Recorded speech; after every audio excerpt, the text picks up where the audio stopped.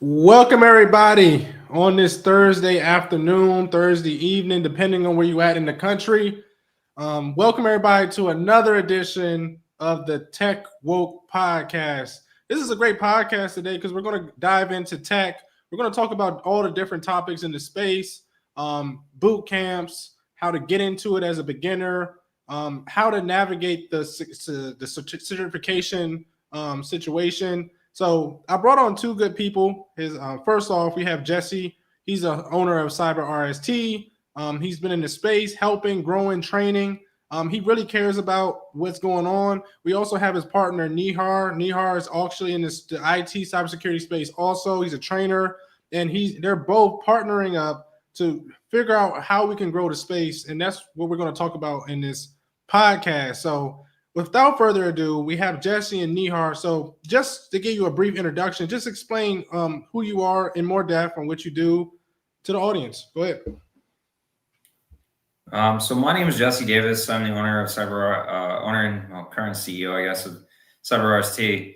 And what inspired me for this business is I'm tired of seeing how the industry is going. A lot of people are going out and doing what has been asked of them for a very long time, and that's, hey, get your degree. Well, then let's get your degree and your certifications. So they're doing both of those, and they're still struggling to find a job.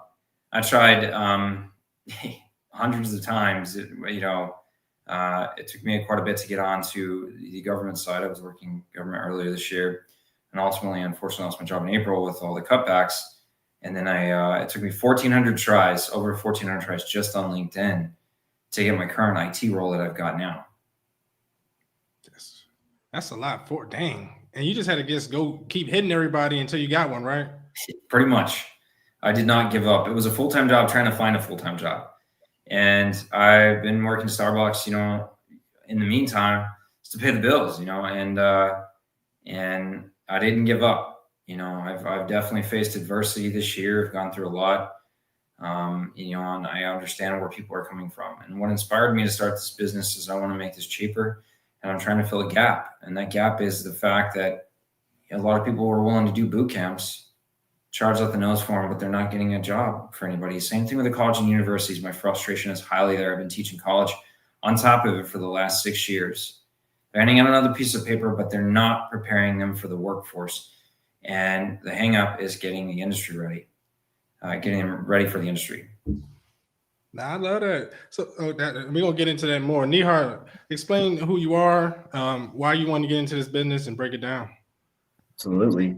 Hi, guys. First of all, thank you, Chris, for welcoming both Jesse and I and CyberRST onto your podcast. We're honored to be here.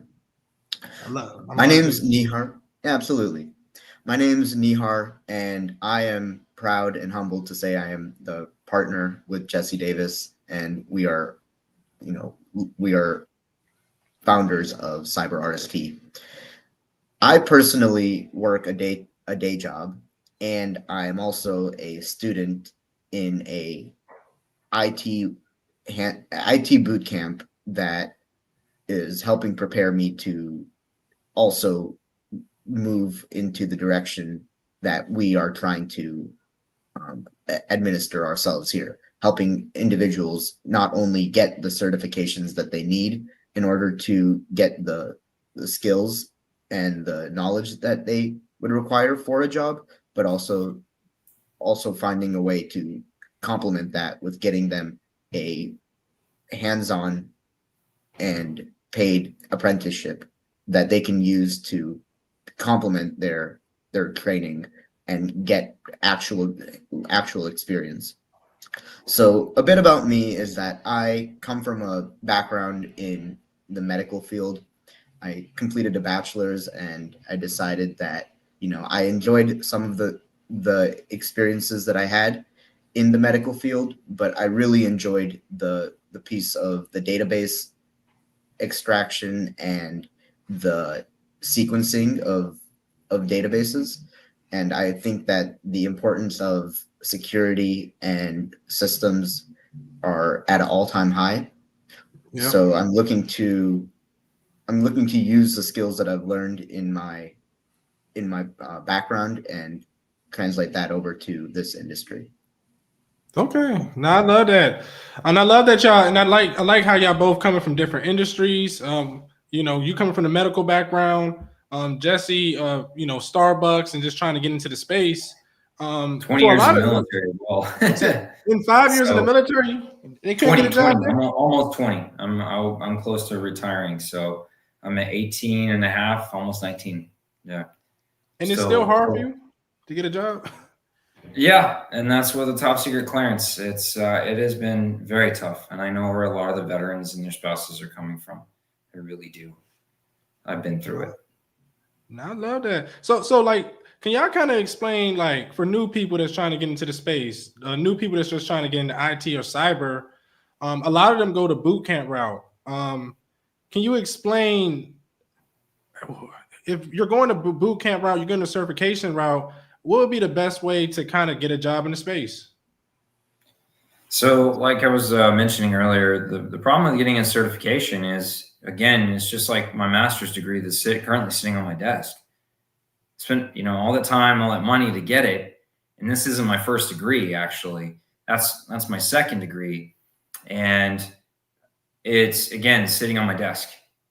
It's it's it's doing nothing. And the thing about it is that you can get a certification, but again, they are lacking the hands-on experience. And we've partnered with the three major vendors. I've talked to, you know, until I'm blue in the face, to try and get them to start looking at a hands-on approach with this. You got to have the written knowledge, but you're still going to have the hands-on knowledge. For a lot of people, you know, when you ask them, hey, what do you need other than reading a book? They're going to say, hey, show me what to do. Teach me how to do it so I can get my hands in it. It's no different than a mechanic. How do you think a carpenter builds a house? Sure, they're reading and learn how to take measurements, but they're going to have to swing a hammer at some point. It's the same concept. So, you know, boot camps are great. We have that ourselves. But again, we're trying to fix that conundrum that's right in front of everyone's face. Mm-hmm. Yeah, and I want to take a time out to shout out to people that's in the chat. We got Jacqueline Alexander. Hello, everyone. Jacqueline from Dallas, Texas. Hey, welcome to the podcast. Ask any questions. We got a Ryan Winkler. Hey, Jesse. So you know him, Jesse? You know him? Yeah, I do actually. I put him in the. I was a recruiter in the Army for 10 years. His grandfather was actually the one that inspired me, Dr. Stephen Miller, to get into cybersecurity. And I put him in the Army. In cybersecurity, he actually joined something called the Cyber Rangers. And he didn't really know what he wanted to do with his life. Highly intelligent. For me, was a kid at the time. Now he's a grown man. He's got a child. But he's made a lot of himself, and he's currently stationed in San Antonio, Texas, again on an elite cyber force. Yeah, shout out to Ryan. Yeah. So I want to kind of, I did like what you said, Jesse, about the boot camps and things. I have a friend that spent thousands of dollars with boot camps, to 2,000 to 10,000. And the thing about when he did it, they just read a book, you know. So I empathize with that. Nihar, what's your thoughts on that? So the piece that Jesse and I are looking to kind of bridge, that we feel that other boot camps that have existed in the history of boot camps are lacking, is what he just explained as a hands-on apprenticeship. So, like, what that means is that every boot camp has some sort of training that is administered within the boot camp by instructors, whether that's through a virtual private meeting room, or even sometimes they use a third party, like a tooling software, or a programming third party application that helps the students test their skills. And while these are important aspects of the boot camp, Jesse and I both feel like it's not sufficient for people who are sitting through a boot camp to to use as the ends to a mean of getting a job, simply because there are going to be a lot of instances when they go into a center where they are going to be working and they're not going to have the required experience that they would need in order to fulfill the job duties. So what Jesse and I have done is that we have developed a curricula with the partnered programs that we have established, namely CompTIA, EC Council, and ISC2. These 3 programs are nationally accredited as well as globally accredited as some of the leaders in the certification realm of cybersecurity degrees. And on top of that, we feel like it's important that these students get the certifications and then are transitioned to a hands-on style apprenticeship program that they can use to help them get the hands-on experience and experience that they need to build their confidence and their resume. So we're very passionate about giving students the right opportunities that they need to succeed. No, I love that. Can you talk about some of the training that y'all doing to get people the experiences they need to transition? So right Or y'all now, planning currently, on doing? yeah. So currently, we are doing the certifications. Obviously, I'm working hand in hand with a couple community colleges as well. I've been reaching out to a major D1 university, and we've had multiple meetings. I'm showing them. Again, there's plenty of colleges and universities across the nation that they literally are taking the material that's already there from the major vendors and then putting it in their course. So it's no different. So you could walk away with the degree and the cert at the same time. There's plenty of schools where if you play it right, you study for it, you get it. But again, none of them are offering, not even the college and universities. So I have brought it up. What I've been diligently working is trying to get contacts in DC, a couple of some of the other states, Texas, namely Florida, and then obviously in the Maryland and Virginia area near DC, to get it set up so that individuals can go to DC or any field office for that matter and go and get an apprenticeship hands-on. I've also been reaching out to several of the industry leading. I've been messaging. I don't care if you're a VP or the president of Wells Fargo. I've been hitting him up. I'm going to message you because there's a serious need and lack of skills. There's plenty of jobs in cyber. But if you look at any one of the jobs that are popping up on Glassdoor, Indeed, LinkedIn, they all want for entry level 1 to 3 years of experience, and you're not going to get that.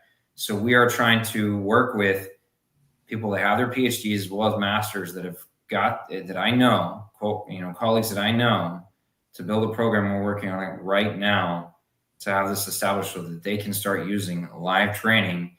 It'll be via the web, obviously, but they're going to be able to interact on live machines and start being able to put this on the resume, along with getting that security clearance if they want to get into the government realm, any one of the 3-letter agencies, right? We're taking that material and making, bringing those pieces together. And the reason I'm reaching out in the industry as well, I'm like, hey, if you want somebody that's qualified, come see me. Let's establish this piece together. And I want to keep it as low as possible for the company and the individual. Again, I'm not in this for the money. I want each person, the business and the person that's trying to pay for this, I want them to get their bang for their buck. I'm tired of seeing people. I was $88,000 in student loan debt and finally got it paid off last year. This is before I got my second master's.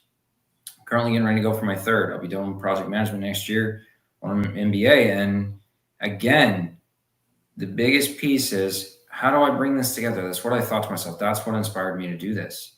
I want to make sure that they bring this together. And there's no reason why they shouldn't. But trying to get unfortunately, the college and university system out of that old mindset, hey, a piece of paper is going to get them a job. That's not what's taking place anymore. It's not. And then you've got the industry side who doesn't want to spend the money because I get it. When you're investing in somebody, you're investing a lot of money in them, especially if you're paying for training and you're paying their salary. They'll work a year or two and then they'll bounce. They'll go to another company.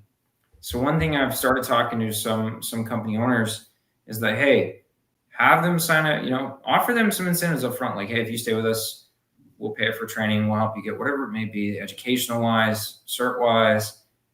How hard is it to offer a small bonus just to keep somebody, to keep their attention? Because cyber is well paying. It can be stressful depending on the position you're in, but it's a well paying career.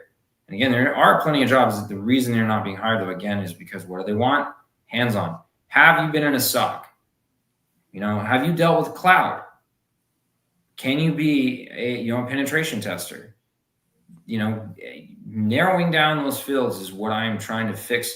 College level, they just offer all the certs. Literally, all three of the major cert companies have pathways. They have it in multicolored layers. You can see it. Mhm. And trying to explain that to the university, like, well, what do we do? I'm like, it's right here in front of you. We've gone over this multiple times, and I have gone over it multiple times. This is what you need to do to fix the situation. They need to start specializing, and we want to get them their hands on. So that's what we're trying to fix. I love that. Did you want to tap in on that, Nihar, a little bit, or you want to go to the next thing? Yeah, absolutely. I think Jesse kind of explained the frustrations that both of us are having with the way that the universities are providing the educational piece of the programs. It's very content heavy, and it's very theory heavy, and it does guarantee that the student will have a greater understanding of the material, but that piece of paper doesn't do much outside of giving them a degree that they can say that they've earned. And Jesse briefly touched on, and I want to add on, is the pathways.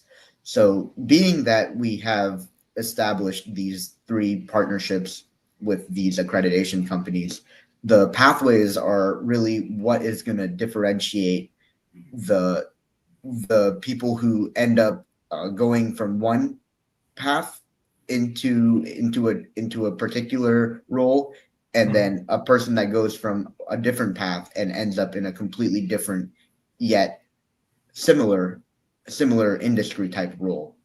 So, for example, he had mentioned a couple of the pathways, with cloud, with the network and the penetration testing. Really, the thing about cybersecurity that fascinates me is that there is so many different layers of cybersecurity and of IT that one can decide which path that they want to go into.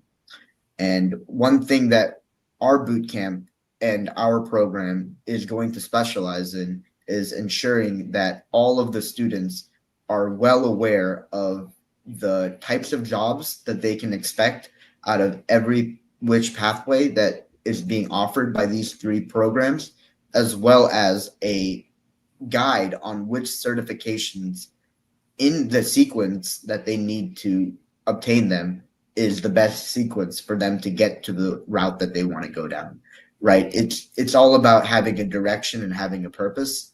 And I think that this particular route that universities are going, and just assigning people a degree or assigning people a certification based on completing a course and then letting them fly out into the wind, is not going to be a good route to help people land jobs in this market. No, I agree 100%. I like how you focus on skills like cloud. Like, I have a master's degree. My master's degree didn't get me a job in cyber. The skills that I learned, RMF, risk management, those type of skills is what got me a job. Like, the degree helps you later on when you want to get more money, but it really doesn't help out that much when you need more. They kept asking me hands-on. And then, like you said, most people don't even know what type of careers you can do. I didn't know there was a difference between IT and cyber until like years ago. When I first got into space, I was like, I used to call everything IT, so I understand. Jesse's smiling. I see you. I didn't know. It's true. It is true. Yeah. So I wanted to so to the audience, can y'all explain some of the career paths and some of the skills that you need to get into the IT or cyberspace right now? What's your thoughts on that from what you're seeing in the market? Obviously, SOC is not going anywhere. So for those of you that don't know, SOC is a security operations center, right? A lot of the medium-sized companies all the way up to the Fortune 100 have a SOC. Somebody's sitting in there and monitoring everything that's going on. Another area that they can get into is threat intelligence, but even threat intelligence breaks down further into threat mitigation. What are you doing to stop it? Threat intelligence. You're researching. You're trying to learn who's out there, who's doing what, why are they doing it, how could this affect us? You've got ethical hackers. The penetration testers, sometimes as they're called. I remember when it was red hat, black hat, white hat, blue hat. Of course, that's all changed now. Red team, purple team, blue team. Everything's got to always change. But the cool thing about cyber is it does change, and there are new career fields. I still have to learn more about what a GRC analyst is, what it does. I know what it stands for: governance, risk, and compliance. But now it's the latest hotcake.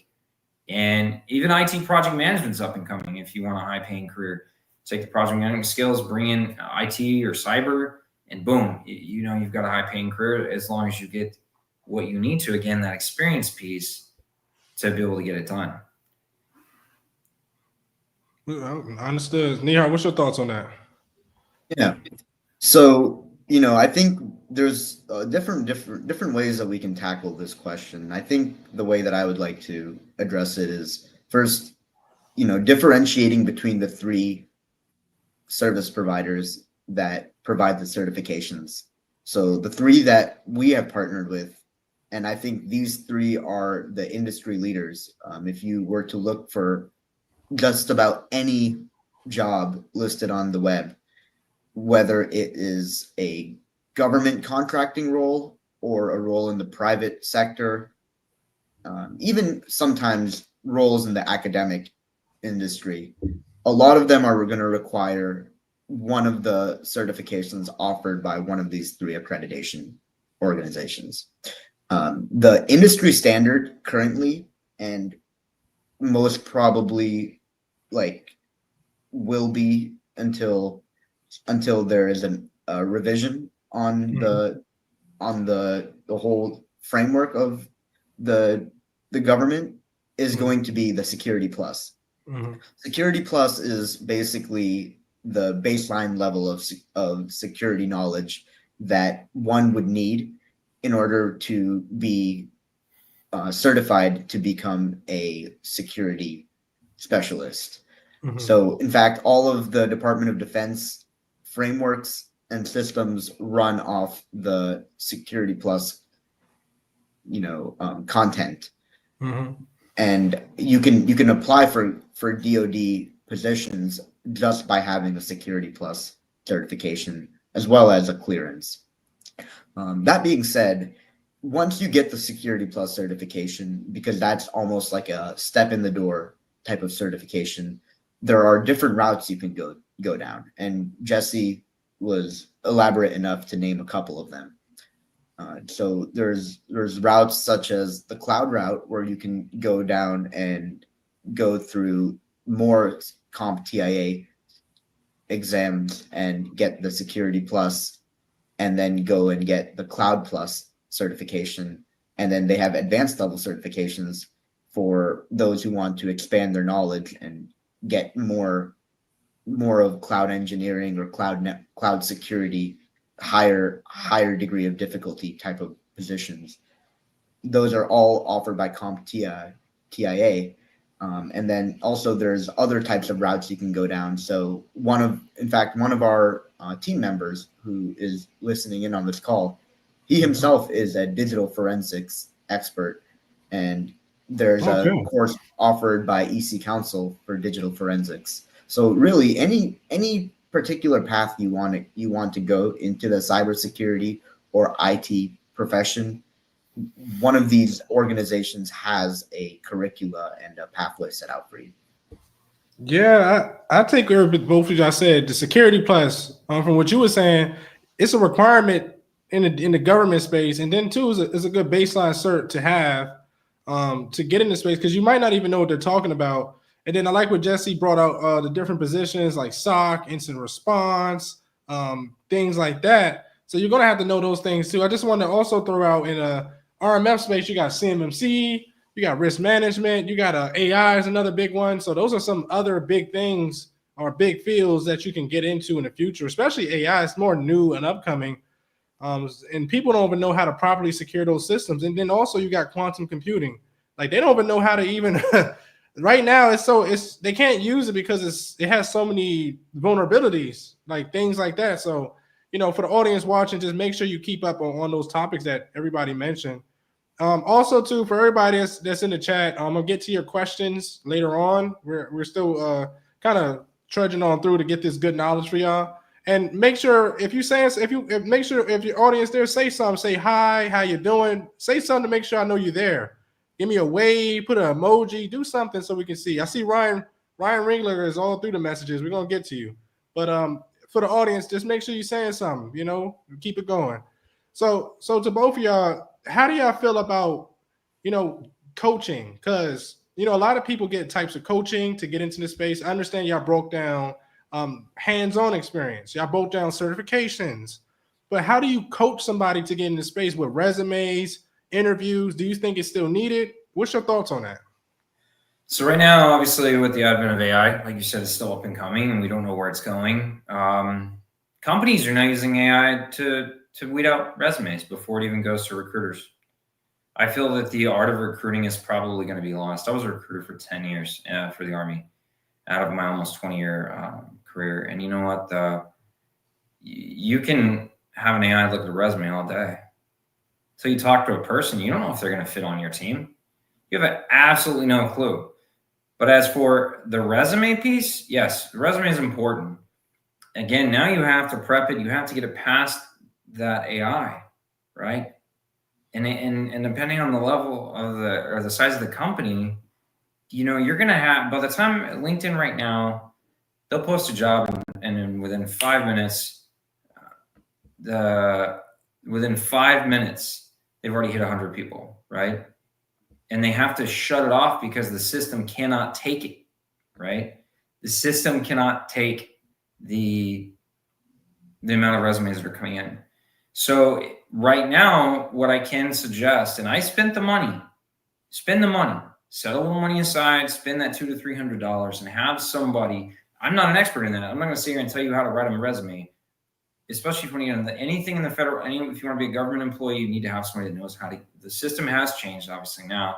So those companies had to adjust. They specialize in writing resumes. Same thing if you want to be a DoD contractor, any of the CIA, one of the 3-letter contractors, you want to have a company that specializes in writing resumes.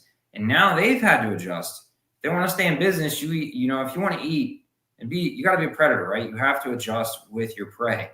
And your prey is getting a job. What do I need to do to get through that narrow focus and get it within that tunnel? And how am I going to get there, right? And the fact that you have AI, it is making it harder to get jobs. I went through it. For those of you that are listening, I went through the exact same thing that some of you are going through right now. The biggest piece I can tell you is do not give up. I literally hit up a recruiter. They said they were hiring. I was like, ma'am, I want a job. That's what I messaged. I said, I want a job. All I want is a chance. And I started out IT help desk. Is it the most glorious? No, but I'll tell you what, it's the easiest thing you can do when you start out with just basic password resets, email resets, right? But now they're moving me into more responsibility, virtual private networks, Active Directory, dealing with emails. And in my case, because I work as a contractor, I'm going to be having to deal with what they call CACs or common access cards. Mm-hmm. So go get the help on a resume. I'm not an expert on that. There are companies that literally specialize. If you want to be a contractor, there's companies that literally deal with defense contractors all day, and then they can write up the resume for you. Same thing if you want to be a government employee, because now a federal resume can only be 2 pages, right? And I know I saw it pop up, somebody had asked something about the military, right? Yes, the military will give you hands-on training. You can do reserves, you can do guard, train soldiers for cybersecurity jobs in the civilian world, yes. I put in Ryan Rinker, who's in this right now, that's watching me. I put him in the Army, and he can attest as to what he went through with the Army. got a top secret clearance, the highest top secret clearance you can get, which is with the polygraph. And they gave him hands-on, and it was a crash course. He did it in less, they really advanced stuff he did in about a year, right? The military is a great place. If you are physically qualified, morally qualified, and have your high school diploma, and you can, it's not hard to study for the ASVAB. It's an 8th grade, 9th grade level test for math and reading. You can, and on top of that, you're going to get a $40,000, $50,000 bonus to do it. Plus, they've raised the pay like 25 or 30% for the junior enlisted. By the time I was leaving the military, I was making $90,000 a year. I mean, if you're depending on what part of the country you're in, they pay you more, right? So imagine being in New York making $100 and something thousand a year. That's a lot of money. Half your income being tax free. You know, don't get me wrong, New York's expensive to live, but imagine that, you know. And a lot of people don't think about that. The military does give you hands-on, and I understand where some people are hesitant to serve. But if you're a cybersecurity, they're not going to hand you a rifle and tell you to go be John Wayne, right? Like your job is to sit behind a desk and be a keyboard warrior, dog. That's what you're there to do. So what I would suggest you get past the resume part, go to a company, set aside a little bit of money, and have the resume done by someone that knows what they're doing, especially trying to get through the AI. Okay, I want to take a quick moment to just shout out to everybody that's saying something. You got Ryan. He said the biggest issue I see in the new people in the IC is a lack of strong fundamentals. He said picking a path you wish to pursue early and focus on the tool set experience will help. He also said get familiar with Splunk, Wireshark, Security Onion, Docker, with a Wazoo, Unix. That's some good things. We have Sawa Ibrahim. She said hello. How you doing? Got Tori. Hey Tori, how you doing? Hope all is well. She said, hey, what's up? We're gonna get to this question a little bit later. We have Kevin. He said, Kevin Harris. He waved. He said, salute. Hey, what's up? We have a couple other people. But he said, I never touched a computer before, but the military, they would train you. 100%. They'll train you. There's nothing wrong with going to the military. And he said, Antoine Johnson, thank you guys for this. I'm starting to do plenty of self-learning. That's what's up. So, Nihar, what's your thoughts on your resume and how to prepare? What's your thoughts on that also? Yeah, absolutely. Well, I'm not gonna pretend like I have any thoughts about the military. I myself had never served in the military, so if there are any questions about how the military prepares for the cybersecurity space and giving hands-on training, those questions probably be best directed towards Jesse. He himself has done his time in the military serving our country, so I'll leave that part to him. In terms of the resume, I would agree. I think the resume is one of the key pieces of the interview process. So really the first point of contact between a company and yourself is going to be through a resume. So it's definitely a great idea to have a resume that can outline your qualifications, your skills, and your work experience in a very neat and professional way. So it's quite a conundrum because, like we explained, the problem with the hiring process nowadays is that the resumes are often already filtered out through AI. So that leaves the person who is applying for a job with limited options based on the type of experience and the skills that they have. And I think that's why having hands-on experience and things that you have done in a center or you've done in a virtual environment are going to be a differentiating factor when it comes to applying for these types of internships and types of entry-level jobs, because as you know, it's still a very, very competitive and hard to land a job in today's environment. There are quite a few jobs open now. So if you go and you look up the heat map, you'll see that there's over 500,000 IT and cybersecurity jobs available in today's economy. But it's also important to keep in mind that most of the jobs that you are going to be looking for require some baseline level of knowledge and baseline certification, which is often, as we explained already, going to be either Security Plus or a similar type of qualification. And then from there, it's really important to have your interviewing skills up to par as well, because if you can elaborate on your experience and you can talk in a cohesive way to explain what you learned, it'll help cover up any gaps during the interview. I agree with it. The interview, you have to learn how to interview. I would suggest, and this is going to sound crazy, go take public speaking. Don't do it online. Go take it at the college. That's why they have public speaking. Learn how to differentiate yourself is another thing. What makes you you? What makes you stand out? Why should I hire you? Right? I've been through plenty of interviews. I could literally know maybe a third of the job. And they know when you don't know the answer. But if you're confident about it, that's a piece. You have to show that you want to be there. And two, again, what is going to make me want to hire you? Show that you have confidence and don't be afraid. Rejection is a part of the game. It is a part of life. Rejection is a part of life. You're going to face adversity. The question is, are you going to give up? No, absolutely not. You keep going. And I get where everybody's coming from when I see the stuff on LinkedIn, especially LinkedIn. I get where they're coming from, but you have to work on your interview skills. Just a little bit of practice, and it goes a long way because confidence is key. You want to show them, hey, if he can't handle this pressure, how is he going to keep from us getting, a $50-100 million lawsuit because we got everything stolen? No, I agree 100%. I like what both of y'all saying, because with AI, number one, AI, you can create a resume instantly with AI. You got software now that can apply to 1,000 jobs a day. The market is very, very saturated right now. It's and we're gonna go to another topic soon. But what y'all both saying, resume is good to have a good resume. It's good to have all that, but even the speaking skill, Toastmasters is another good thing for the audience too. So make sure you're checking out those resources also. I'm going to do a quick section just to kind of shout out to people that's saying something. We got Antonio. We already came to him. We got Jacqueline. She said, thank you for your service, Jesse. We got Ashley. She was like, hey, she said, hi. We have a question on ChatGPT. We're going to get to it later.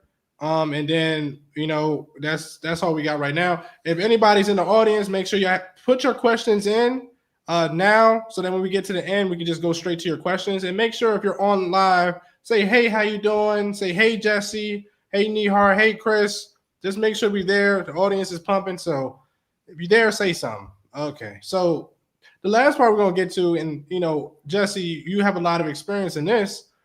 Building a personal brand, reaching out to people on LinkedIn is how you're going to get a job, whether reaching out on LinkedIn or just reaching out in general to find these people that can get you a job. What is your advice on that? Can you and Jesse kind of break that down to people that's trying to get into the cybersecurity space right now, or tech space, or IT space?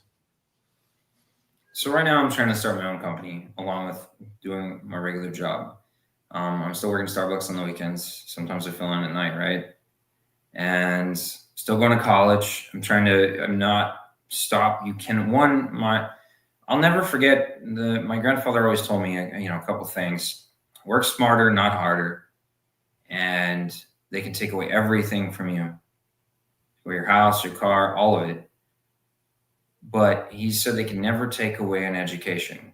And some of you have mentioned it. Educate yourselves. There's so many free resources that you can do. Hack the site, hack the box, National Cyber League if you're in college, or if you're a mentor for it. There's a number of things you can do.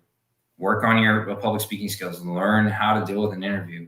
There's a YouTube tutorial for literally everything, right? Everything. And if you're not doing something to differentiate yourself, you're going to fall right in line with the rest of the sheep, right? Again, do you want to be a wolf or do you want to be a sheep? And I want to be a wolf. I've sat and I've spent time, I'm still doing it every single day. I wait for the little warning on LinkedIn, and I'm sending out my message like, this is my company, this is what I'm about, and this is what I want to do. And I have potential investors now. They're like, I'm willing to give you a shot. Because guess what? You're going to get a no. There's always a no. But are you going to stop when you get no? No, I'm not. And for me, I know personally, it doesn't affect me anymore. Rejection is literally, Nihar asked me, he goes, how do you do it, man? How do you not get stressed about this? So I'm like, guess what? Bro, I've slept in my car, and now I'm living in Florida. Like, we're apparently at, it's either there or Texas, right? That's kind of where everybody's like, they kind of joke about where they want to be, right? Unless you're in the game and able to, hit it big up in Washington, D.C. and work in the contracting game, right? But for me, I know that, you just keep asking for a chance. How many doors do you want to knock on to get that yes? And for me, I don't know. I have a drive right now, and something's telling me I've got to fix this situation. And I know what my company's about. I'm about honesty. I'm not here to just take your buck. I can go make another dollar. It's not hard to do. There's always money to be had. There's always ways to make money, right? But what I know is that I have been sitting in networking on LinkedIn. You have to sit down and do that as part of it. It's not just LinkedIn, though. Just talking to people and having a regular conversation to get over those jitters or those fears. Talk to somebody randomly. Say, hey, man, you look sad. I hope hope you have a better day. Sometimes it just puts a smile on somebody's face. You know what that does for you? It gives you the confidence to talk to someone else, especially if you're passionate about a subject and it's something you know about, right? You could literally not know anything you're talking about, but if you're confident about it, they'll believe you. People will believe you. They'll believe you and say, man, that guy knows what he's talking about. And I don't know half the time if I even know what I'm talking about. I probably don't. But at least I'm honest about it. But I go for it, and I will not take no for an answer. And what I know is that right now, I'm going to continue networking on LinkedIn. And I know that Nihar, if this works out, not only are we getting an apprenticeship piece, we're going to be one of the first, probably the first company bringing quantum computing certificates, and then we're going from there. That's something we're looking to bring to the market. Actually learning quantum, cybersecurity, quantum security for, in the cyber realm. We're looking to bring that to the market. And that was just because I was networking on LinkedIn, and somebody's like, we want to get on the American market. What do we need to do? And it was just a conversation. And the guy that the gentleman I've spoken to has told me he likes my drive, my passion, and that I don't take no for an answer. I don't give up. So that's the one thing I can tell everybody: don't give up. Work smarter, not harder. Find a way to get to your path and take the least path of resistance. I even offer college and career services as part of my stuff. How do you prep for college? How do you prep for careers? I did it for the military for 10 years, and I've worked the college system. I know how to get you, literally, you can get a full ride for college. All you got to do is hit me up. It's a very simple thing. You just got to study for a test that you're going to get ready to, when you graduate, to take anyways, right? And even volunteering your time is valuable in the long run. And sometimes you don't always get paid, but it does pay off for you in the end if you're willing to put forth that effort doing those unpaid internships. It says a lot about you. So that's my take on that. I love that, because you just got to not take no for an answer. Again, I've been told no so many times. At this point, if you tell me no, it's not going to hurt my feelings. I've been told no. No, it's not. We are in agreement 100%. There's always going to be somebody to tell you no, but there will be somebody to tell you yes. The running joke on Family Guy, Sean Connery once said, 20 no's and 1 yes still means yes, right?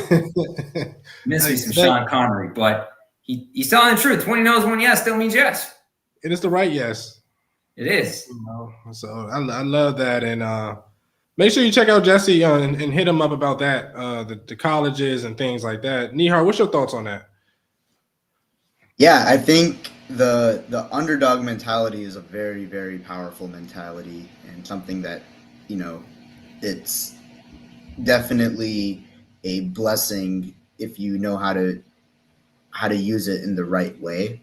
So what I mean by that is sometimes when, you think that you're not qualified for something, or you think that you don't deserve something, you tend to shy away from going after what it is that you actually desire. And unfortunately, it becomes kind of like a repetitive loop, like a cycle. So it's one of those situations where if you just cut out that bad habit, and instead of thinking that you're undeserving or not qualified for something, but instead find a way to take a step in the right direction and determine what it is that you can do to make yourself more qualified or more deserving of something, it will boost your confidence tremendously. I can speak for myself on that because I'm coming into the cybersecurity space with very limited background in cybersecurity, actually. So the extent of the background that I had before I met Jesse was probably working a job in the medical technology industry, but doing very little with IT and very little with networking and cybersecurity defense. Now, today, not only do we have a business where we're helping support military veterans and their spouses transition into the IT and cybersecurity space, but I was able to land a full ride scholarship to a IT boot camp, and also I'm enrolled in master's level courses for cybersecurity. So it's just kind of like what I explained a bit earlier, where you determine the pathway that you want to go on, and you determine what it is that pathway requires, whether it's a certification into a program, or if it's the job that you're looking for requires some sort of work experience. How can you get to that point? I think that will serve you best in the long run. Yeah, I love both of y'all takes on that.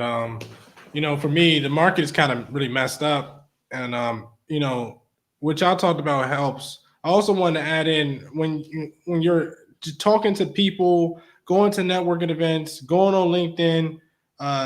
Those are kind of the ways in this market, building a personal brand.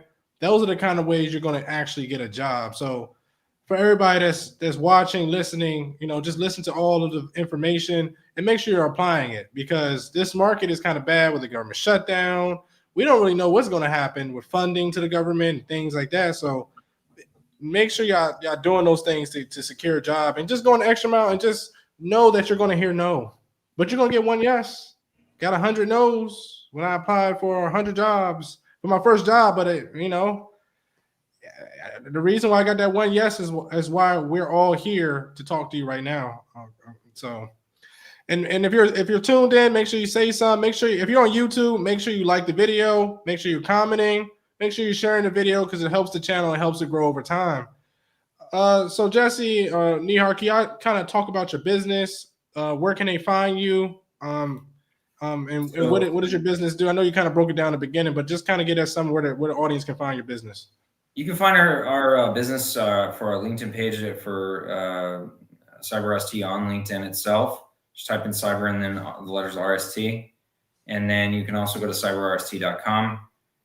We're, even as we've started this business, there's things we've had to learn. We are bringing in somebody that's owned an IT company. He's teaching us the ins and outs. And shout out to Bill if he's watching. But he's teaching us what we need to do. Hey, this is your email's not right. Something as simple as that. You need to have your name at CyberRST. Little things like that. Still got to, we're fixed. We're going to have our mission statement very soon. We're kind of back and forth on what we want it to be about, right? And you can find us on those two places. My email is jdavis.cyberrst@gmail.com, and Nihar's is nshah.cyberrst@gmail.com. You can hit us up that way as well. And, feel free to email us. Hit us up on LinkedIn. We're more than glad to help you guys get started on training. And again, I'm very passionate about this. You know, on the one thing we're offering compared to any of our competitors, we're doing it at a third of the price. And that's the way we're going to keep it.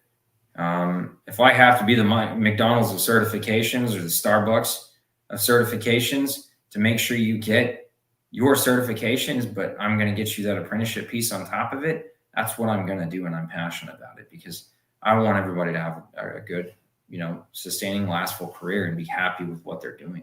Because you are, for those of you that are listening, cybersecurity is not going anywhere, and it's going to get even more impactful as we go along. And as the valuations of companies go up, you think they're not going to have more money flowing in and out? No, it is vital, especially once, like Chris brought up, quantum computing is something we're working on, and we want to be the first in the market with it. It's, you know, harvest now, decrypt later is a real thing. Criminals and nation states alike are doing that. So that's one piece that everybody's going to look at. Cybersecurity is always going to be needed, and AI itself is vulnerable.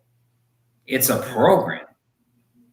If the right person hacks into it, the amount of damage that can be done, I don't know, and there would be probably no coming back from it either. Agreed.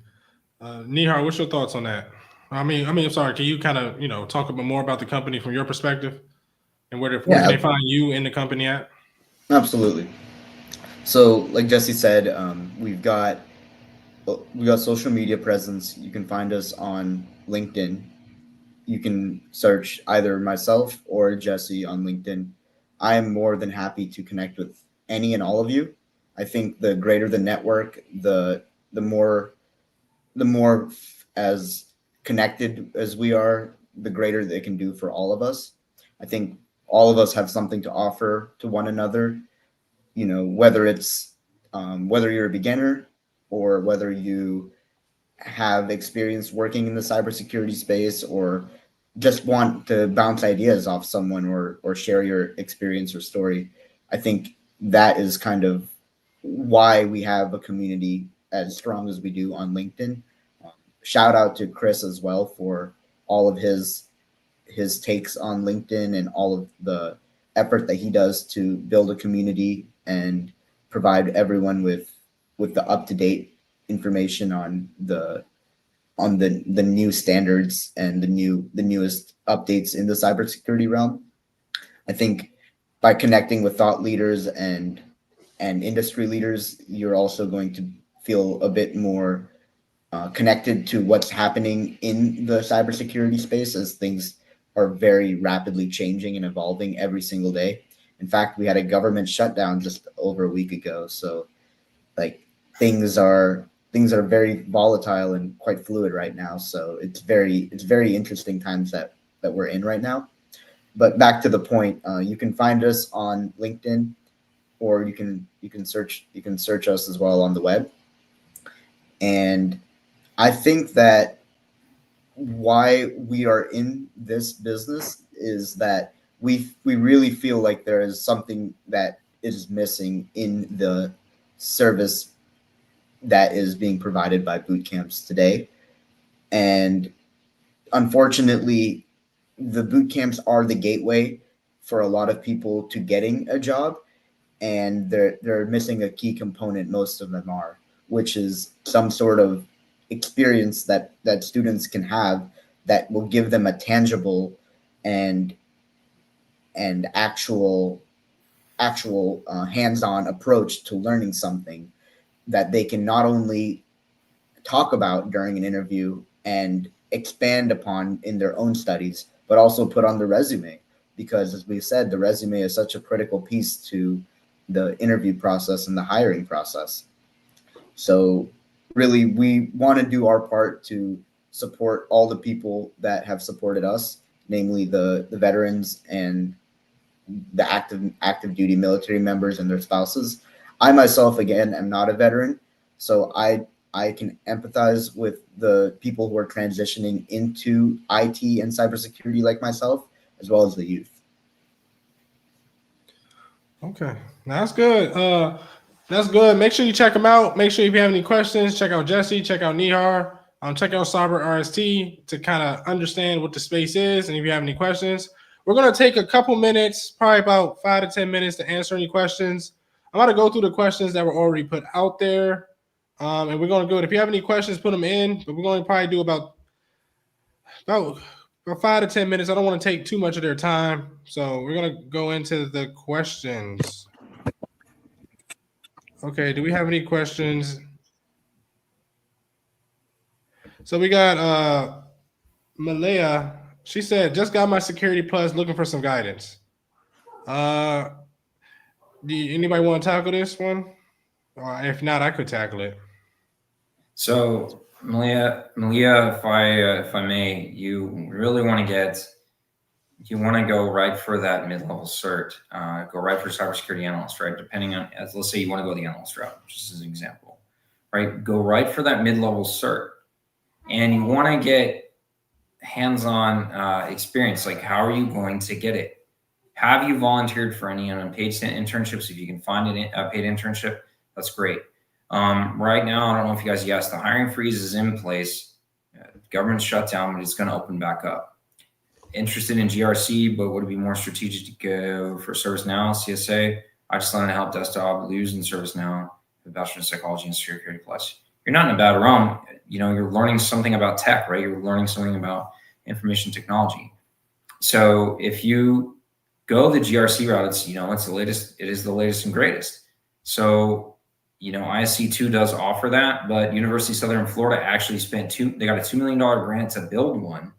It's $2,000, but they give you the hands-on, and they give you a certification that's nationally accredited and recognized that you can use within the government, right? So yeah, GRC is a great route to go if you want to specialize. Yeah, I will also tell her, just focus on one career field that you want to get into. Whether it's GRC, help desk, or whatever you want to do, just focus in on that one thing and just stick to that. Because a lot of people, including myself, when I first was trying to get into the space, I wanted to do everything. But like I used a quote from Bruce Lee. You gotta practice, I think it was practice 1,000 different kicks. But if you practice one kick, that could be very devastating if you just practice one thing. Like same thing, I talk about RMF. At this point, I know some people getting tired of me talking about RMF, but that's all I talk about. I know I'm good at that one. I'm very expert at that one thing. Nobody can take that away from me. So that's what I would recommend to her. Okay. And anybody, if Nihar, if Jesse, if y'all want to jump in on any questions, just go ahead. I would second what you said, Chris, there. It's one of those things where, when you first jump into a new field, you're like, okay, I want to learn as much about everything as I can, because I think that by learning as much about everything, then it will kind of give me opportunities that I may have not known about before. I do think that cybersecurity is one of those fields where it's such a diverse. There are so many different paths that one can go down. Not even mentioning whether you want to go down the academic or private or government route, but let's say you just go down the private route, wanting to work for an organization. There's so many different types of job roles and so many different paths that you can go down in order to work for a particular company. So I would definitely second what you said. That have an end goal in mind, whether it's you want to be a GRC analyst or you want to be like somebody that manages other individuals. Obviously, with the ISC2 certification, you would have the ability to get a little bit more of a prestigious role where you would not only be managing like a particular group, but you might be managing a program. So that would be definitely something to look forward to by going down the GRC analyst route. But really, just whatever you find interesting and whatever you find that really excites you, that would be the path that you should go down. Okay, that's some good thoughts on that. So we're gonna go into another question. We have Nazare. Between 2024 and present, I applied for 60 positions, taking that time to curate each resume and cover letter, and with help with AI tools to match to the job descriptions. I've yet to land an interview and wondering why my missteps are. With with any advice against using AI tools is found between your resume and cover letter. There's nothing wrong with using AI, but you don't want it to obviously just be straight AI. You got to remember, AI is just a tool. What's a tool made by? Mankind, right? And it's good. It definitely has its flaws. It's like you know when you first learn how to crawl, and that's how I feel about AI right now. Because you can ask, you literally have to go to a couple different AIs if you it's like trying to catch the news. You got to piece them together now. You can't even get the same, one story. It's the same concept here. Don't give up. There's nothing wrong with using AI tools, but don't rely solely upon it for sure. You like I said, there are companies that specialize in it, and I do get where you're coming from. 60, be prepared to to be in the long haul. Unfortunately, you're going to have to keep digging, and I know December to present day is hard, but if I can make one suggestion to you, look at the military. Don't deny it, because right out the gate, you're getting paid and they train you. And I'm not saying the military is for everyone. What I'm saying is like, if you want your shot, the military is going to make you learn cyber. You will learn cybersecurity, right? So, and like talked about, you, what is your background? What are you specializing in? And then that's what you got to sit down and ask yourself. So I don't know if you have a bachelor's or not. I'm guessing an associate's bachelor's, like, most people applying on LinkedIn, or Glassdoor, Indeed. But again, what are you doing to differentiate yourself, and what are you going to be an expert in? Just like Christopher talked about, what are you going to be an expert in? No, I love that. Same thing. I don't know what you're applying for. I don't know what career field, but just pick a career, pick what you want to do, stick to it, and just keep focusing everything on that. I would say it's easier to get into the help desk versus it is to get into cyber right now, and that's what I will focus on. And I hope that one helps. Exactly. And I think a couple things I would add. So on your resume, one suggestion that I have is curate your resume for the particular type of job you're looking for. So, we just gave a couple examples, IT help desk. If you're looking for a position for an IT help desk, does your resume indicate that you have the qualifications of that type of role that you're looking for? As a IT help desk, you may need a specific certification for that particular job. So that would be, something that you would include in your relevant coursework section.